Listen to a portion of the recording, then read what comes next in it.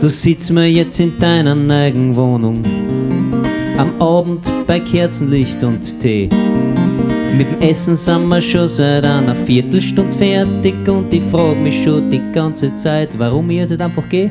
Wir schauen beide nur mehr peinlich umeinander und wissen nicht, was wir noch reden sollen.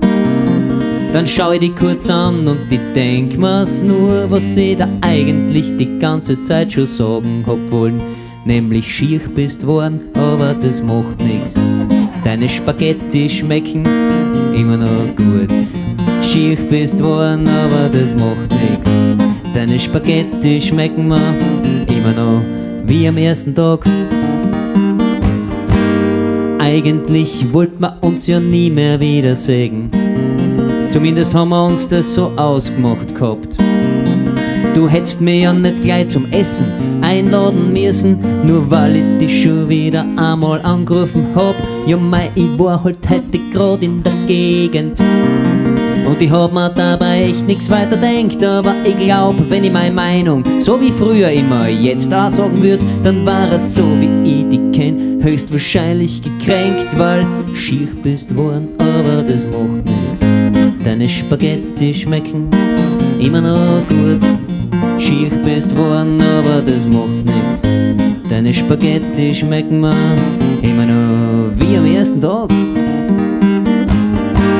Der Plattenspieler spielt die ganze Zeit die alten Lieder, aber sie hören sie alle ganz anders an.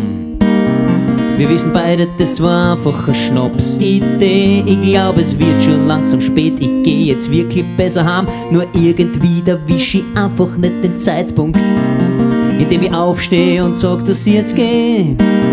Stattdessen rede ich die ganze Zeit nur Blödsinn daher und nipp dazwischen hilflos an meinem kalten Hagebuttentee und denk mir, schier bist worden, aber das macht nix. Deine Spaghetti schmecken immer noch gut.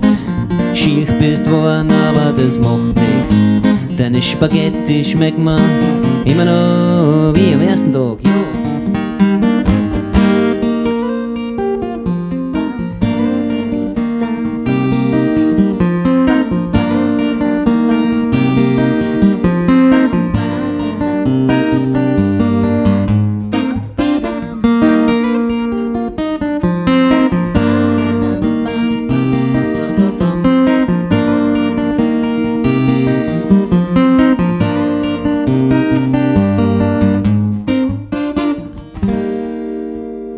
Jetzt hab ich's endlich krampfhaft übers Herz gebracht.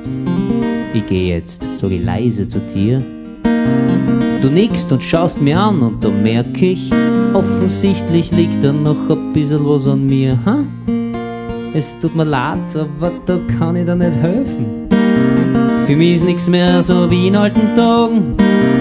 Ich nehm meine Lederjacken und wie ich die Tür aufmachen will, sagst du Wort, ich muss dir noch was sagen. Du sagst Wort, ich muss da noch was sagen. Oh, was denn? Schier bist worden, aber das macht nichts. Meine Spaghetti ist dafür immer noch brav. Schier bist worden, aber das macht nichts. Meine Spaghetti ist dafür immer noch wie am ersten Tag.